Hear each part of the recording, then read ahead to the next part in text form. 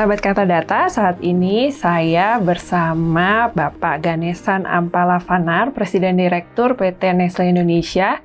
Kita akan berbincang mengenai komitmen Nestle dalam menjalankan bisnis berkelanjutan dan mendukung Sustainable Development Goal atau SDGs. Apa kabar Pak Ganesan? Kabar baik. Sehat ya Pak? Sehat, dan terima kasih kerana undangannya. Terima kasih juga sudah mengundang kami di sini, Pak, di kantor barunya. Sebelum masuk ke soal SDG, mungkin bisa diceritakan, Pak, soal bisnis Nestle di Indonesia ini seperti apa, Pak? Right, terima kasih. Pertama sekali, Nestle merupakan syarikat ataupun subsidiary perusahaan Nestle Global. Dan Nestle Global merupakan perusahaan makanan ataupun pangan yang terbesar di dunia. Dan di Indonesia, kami antara 10 perusahaan makanan terbesar di Indonesia. Dan tahun lalu merupakan tahun yang amat penting untuk kita di Indonesia. Ia merupakan tahun ke-50, ulang tahun ke-50 penubuhan PT Nestle Indonesia. Produk-produk Nestle sudah lama berada di Indonesia, tapi penubuhan PT Nestle Indonesia berlaku pada tahun 1971. Dan sejak penubuhan itu, kita terus menjadi mitra pembangunan bersama Indonesia. Dan saya selalu mengingati rakan-rakan saya di Indonesia, di Nestle Indonesia, bahwa Nestle Indonesia sentiasa ingin maju bersama Indonesia. Oke Pak, Pak Ganesan setelah 50 tahun Nestle di Indonesia, apa saja yang menjadi prioritas perusahaan Pak? Right. Untuk tahun 2020 dan 2021, di mana kita menghadapi tantangan COVID, prioritas kita ada 3. Yang pertama, keselamatan karyawan dan karyawati kita. Yang kedua, kesinambungan perusahaan. Dan yang ketiga, bantuan yang kita boleh berikan kepada komunitas di Indonesia. Prioritas kami untuk jangka masa panjang melibatkan grow ataupun growth. So, kami mempunyai 4 prioritas. Grow volume, mengeluarkan atau pengeluaran production kita ingin menambahkan lagi di Indonesia. Hari ini 96% daripada produk kami bangga buatan Indonesia dan kami ingin menambahkan lagi jumlah pengeluaran di Indonesia. Yang kedua, grow margin. Yang ketiga, grow values. Values itu bukan hanya top line saja, tetapi values dari segi memastikan kita melakukan perusahaan kita dengan cara yang betul. Setelah 50 tahun beroperasi, ada yang baru juga nih di Nestle, yaitu kantor baru ya Pak ya, dengan konsep good food, good life, and konsepnya activity based working. Bisa diceritakan itu Pak? Yeah. So tahun lalu, selain daripada 50 tahun ulang tahun Nestle di Indonesia, tahun lalu pada akhir bulan Desember kami memasuki kantor baru kami, dan kantor ini adalah simbolik dari segi memberi peluang untuk semua karyawan dan karyawati Nestle untuk mencapai keseimbangan kerja dan hidup yang sempurna. So, kantor ini bukan dilakukan secara isolasi. Kantor ini baru, reka bentuknya ataupun desainnya mempunyai ciri-ciri Indonesia, batik dan lukisannya untuk memberikan inspirasi Indonesia. Selain daripada itu, kantor baru ini juga bergabung dengan policy flexible work arrangement. Ini membenarkan karyawan dan karyawati bekerja di rumah dan juga bekerja di kantor, dan kantor menyediakan ruang yang saya rasa lebih bagus untuk mereka berkolaborasi. Pak Ganesan, sekarang bagaimana komitmen Nestle terhadap target SDG? Setahu saya pada 2017 Nestle secara global sudah mengintegrasikan target bisnisnya ke dalam program SDG itu. So, secara keseluruhan ada 3 ambisi besar Nestle untuk menyokong SDG ini. Satu ialah secara global untuk memberikan healthier, happier lives untuk 50 juta anak-anak, bukan 50, ini secara global, dan juga untuk 30 juta ahli komunitas untuk livelihood ataupun membaiki taraf pendapatan mereka. Dan akhir sekali, sebagai steward ataupun steward environment, memastikan lingkungan kami kami menjaga lingkungan ini dan memberikan impact negatif yang nol. So 3 ambisi ini kami serapkan ke dalam creating shared value ataupun mencipta manfaat bersama yang secara keseluruhan adalah parallel ataupun selaras dengan SDG.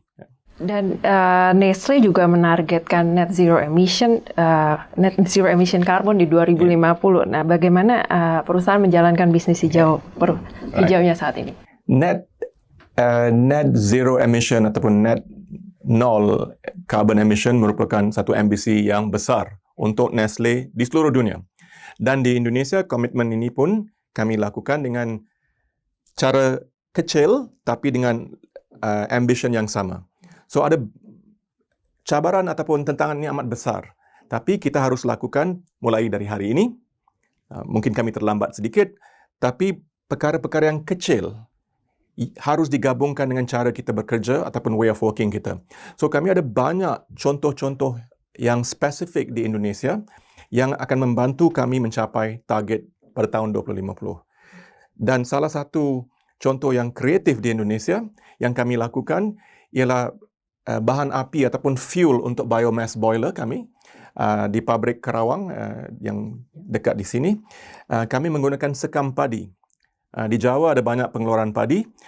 Yang kedua, mungkin perkara yang kecil, tetapi ini salah satu produk keluaran kami. Setiap produk minuman UHT mempunyai sedotan. Tapi perbezaannya, hanya Nestle sahaja menggunakan sedotan kertas 100%. So, lagi sekali kami bangga dengan keputusan ini. Ini bukan dipaksa oleh pihak pemerintah. Ini dilakukan oleh Nestle dengan sukarela. Dan satu lagi contoh di Indonesia, kami menggunakan plastik seperti perusahaan-perusahaan lain. Penggunaan plastik bukan masalah. Masalahnya untuk daur ulang balik jumlah plastik yang kita gunakan. So, besar harapan kami tahun ini, kami boleh mencapai plastic neutrality. Artinya, kalau kami menggunakan 1,000 tan plastik, kami akan cuba mendaur ulang 1,000 tan plastik yang digunakan. Sekarang, boleh diceritakan bagaimana Nestle melihat indikator kesehatan di Indonesia, Pak? So, semua kemajuan ini bagus. Tapi pada masa yang sama, ada indikator-indikator lain yang tidak dilihat secara ekonomik, tapi secara sosial, ialah indikator-indikator kesihatan. So, walaupun kemajuan ekonominya bagus, tetapi Indonesia masih mempunyai tantangan ataupun challenges dari segi gizi. So, mengikut studi status gizi di Indonesia tahun 2021, terdapat lebih kurang 25% anak-anak Indonesia ataupun balita bawah 5 tahun, bawah 3 tahun, 25% menghadapi tantangan stunting. Satu lagi indikator ialah kekurangan gizi micronutrients. So di Indonesia masih lagi mempunyai challenge ataupun tantangan dari segi zat besi, kalsium, zinc, vitamin A, vitamin D. So, ini yang kami lihat sebagai bagaimana kita menjadi mitra dalam menyelesaikan masalah di Indonesia. Sejalan dengan pertanyaan tadi, Pak. Nah, Pak Ganesan, Nestle berkomitmen melakukan fortifikasi gizi dalam produknya untuk mencegah stunting yang tadi Bapak katakan dan obesitas juga. Bagaimana strategi ini, Pak? So, Indonesia mempunyai double burden atau nutrition. So, walaupun 25% anak-anak mempunyai stunting, dia ada juga yang di sebelah ekstrim satu lagi, mungkin orang seperti saya, berat badannya lebih sedikit daripada yang optimal. So, untuk mereka-mereka yang mempunyai isu-isu tentang nutrisi yang berlebihan, kami dengan secara sukarela mengurangkan kandungan gula, kandungan lemak dan kandungan garam. Dan ini lagi sekali kami lakukan dengan inisiatif persendirian. Semua produk-produk Nestle mencapai tahap keperluan dari segi legal ataupun BPOM di Indonesia. Now, kepada mereka-mereka yang mempunyai tantangan micronutrient deficiency, kami melakukan fortifikasi. So, kebanyakan produk Nestle hampir ke semua produk Nestle mempunyai fortifikasi. Yang ini produk Dancau, di mana kami menambahkan lagi zat-zat micronutrients, dan setiap kali ataupun serving porsi dilakukan, penambahan micronutrients dari segi besi, zinc, kalsium dilakukan. So kalau kita kumpulkan semua produk-produk Nestle seperti Dancau, Milo, kesemuanya mempunyai fortifikasi, dan tahun lalu lebih kurang 3 bilion, lebih dari 3 bilion porsi makanan yang dikonsum oleh penduduk Indonesia mempunyai fortifikasi. Pak Ganesan, bagaimana dengan status kemitraan petani yang Nestle jalankan saat ini, Pak? Kami cuba menggunakan bahan baku setempat. Dan di Indonesia, 2 contoh yang kami amat bangga. Satu tentang kemitraan bersama petani sapi perah. Kami mempunyai kemitraan yang sudah 46 tahun dengan petani sapi perah, terutamanya di Jawa Timur. Hari ini Nestle Indonesia merupakan pembeli susu segar ataupun sapi perah yang terbesar di Indonesia. Setiap hari kami mengumpul lebih kurang 750,000 liter susu melalui 46 koperasi di 16 kabupaten di Jawa Timur. Impak dari aktiviti ini ialah suntikan sebanyak 1,7 trilion rupiah pada tahun 2021 sahaja. Ini merupakan suntikan kepada ekonomi perdesaan kepada 26,000 petani sapi perah di Jawa Timur. Satu lagi contoh ialah kemitraan dengan petani kopi. Kalau susu di Jawa Timur, kopi kita pergi ke Sumatera, di Lampung kebanyakannya, ataupun kawasan Tanggamus. So, Nestle melalui program Nescafe Plan, kami membeli kopi dari 20,000 petani kecil di Sumatera. Dan lagi sekali, melalui tim agri service kami membantu memberikan teknik-teknik dan juga bantuan nasihat kepada semua petani ini. Lalu Pak Ganesan, bagaimana perkembangan status PIS Agro, Pak, Kemitraan Pertanian Berkelanjutan Indonesia yang Nestle lakukan? Ya, PIS Agro bukan hanya Nestle saja. PIS Agro adalah gabungan perusahaan-perusahaan yang mempunyai visi yang sama. PIS Agro lahir dari World Economic Forum yang mempunyai visi baru untuk agriculture or new vision for agriculture in Asia. So PIS Agro merupakan kolektif perusahaan-perusahaan besar di Indonesia yang mempunyai ambisi ataupun matlamat berkisar around 2020 untuk influenskan ataupun mempunyai impact kepada 20 juta petani untuk meningkatkan produktivitas sebanyak 20%.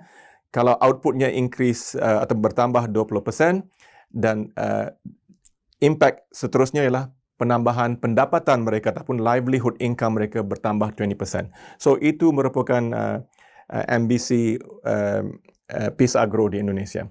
Tapi kalau kita lakukan secara kolektif dan semangat gotong royong berskala besar, bukan hanya Nestle tapi semua perusahaan-perusahaan lain, kita boleh membantu menaikkan taraf hidup ataupun quality of life petani-petani kita di Indonesia.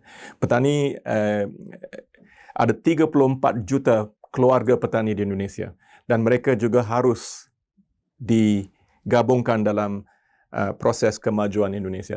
Nah, sekarang Pak Ganesan soal bisnis nih. Bisa diceritakan apa sih investasi yang sudah Pak Nestle jalankan? So, salah satu kebanggaan kami ialah pada tahun 2020, walaupun menghadapi tantangan COVID, Nestle Indonesia membuat proposal kepada kantor pusat kami untuk melakukan investasi untuk pabrik yang keempat di Indonesia. So, proposal ini disambut baik di kantor pusat, dan pada tahun 2021, kami melakukan peletakan batu pertama untuk pabrik keempat kami dekat dengan Semarang di Jawa Tengah, di Batang. Dan investasi ini merupakan investasi yang besar, sebanyak 200 juta US dollar. So, kami melakukan investasi bukan hanya untuk pabrik baru. Tahun yang sebelumnya investasi sebanyak 100 juta US dollar untuk menambahkan kapasitas di tiga pabrik yang lama. So, kalau kita kumpulkan semua investasi ini merupakan hampir-hampir $500 million dalam 5 tahun kebelakangan ini. So ini yang kami maksudkan sebagai long-term investor, long-term partner for the development of Indonesia. Dan lagi sekali, besar harapan kami Nestle Indonesia akan maju bersama Indonesia. Oke. Terima kasih Pak Ganesan untuk waktunya. Semoga kita bisa ngobrol-ngobrol lagi di lain kesempatan ya Pak. Terima kasih. Pasti Pak. Terima kasih.